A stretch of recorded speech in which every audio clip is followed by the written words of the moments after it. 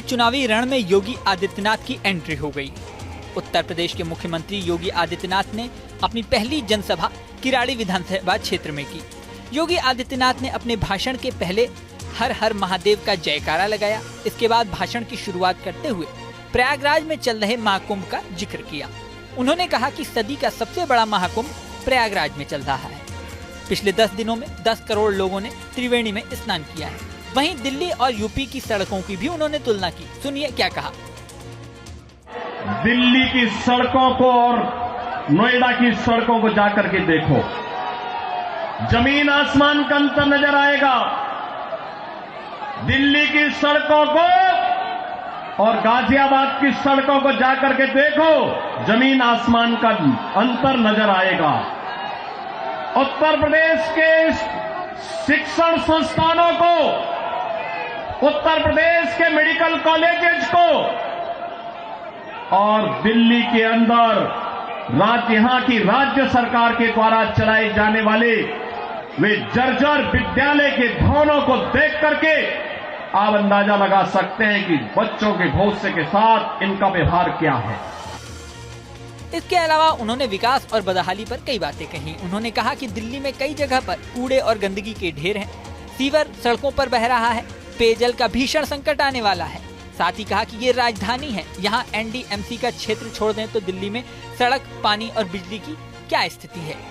एक दशक पहले तक सुविधाओं के लिए सड़क, मेट्रो और स्वच्छता के लिए लोग दिल्ली आते थे, लेकिन आज क्या कर दिया है, सड़क में गड्ढा है या गड्ढे में सड़क पता नहीं चल रहा। विधानसभा क्षेत्र के बाद करोल बाग में भी वो प्रचार करने पहुंचे। करोल बाग में मंच पर एक हैं तो सेफ हैं, बटेंगे तो कटेंगे जैसे नारे लिखे हुए थे।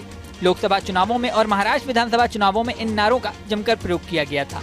अब फिर से ये नारे मंच पर दिखाई दिए। सबसे बड़ी बात है कि जिस दिन सीएम योगी दिल्ली की रैली में पहुंचे, उसी दिन AIMIM के चीफ असदुद्दीन ओवैसी ने भी दिल्ली चुनाव में एंट्री मारी। 22 जनवरी को असदुद्दीन ओवैसी ने लखनऊ में वक्फ बोर्ड से जुड़ी मीटिंग में भाग लिया था और 23 जनवरी को वो दिल्ली पहुंच गए। यहाँ AIMIM कैंडिडेट शिफाउर रहमान के समर्थन में असदुद्दीन ओवैसी ने रोड शो किया। इस दौरान अच्छी खासी भीड़ देखने को मिली। जैसे जैसे चुनाव की तारीख नजदीक आ रही है, दिल्ली में चुनावी जोर आजमाइश तेज होती जा रही है। सीएम योगी का दिल्ली में आना महत्वपूर्ण है। योगी आदित्यनाथ बीजेपी के स्टार प्रचारकों में से एक हैं। कई राज्यों में उनके प्रचार का जीत हार में बड़ा प्रभाव माना जाता है। वहीं असदुद्दीन ओवैसी के बारे में माना जाता है कि वो एक पर्टिकुलरली वोट बैंक को प्रभावित करने में सक्षम है। चुनावों की अगर बात करें तो दिल्ली की सभी 70 विधानसभा सीटों पर एक चरण में 5 फरवरी को वोटिंग होगी और 8 फरवरी को चुनाव के नतीजे घोषित होंगे। साल 2020 में हुए पिछले विधानसभा चुनावों में आम आदमी पार्टी ने 70 में से 62 सीटों पर जीत हासिल की थी, जबकि बीजेपी 8 सीटों पर जीत पाई थी। इसके अलावा 2015 में हुए विधानसभा चुनावों में आम आदमी पार्टी ने प्रचंड बहुमत के साथ 70 में से 67 सीटें जीती थी, जबकि बीजेपी को 3 सीटों पर जीत हासिल हुई थी।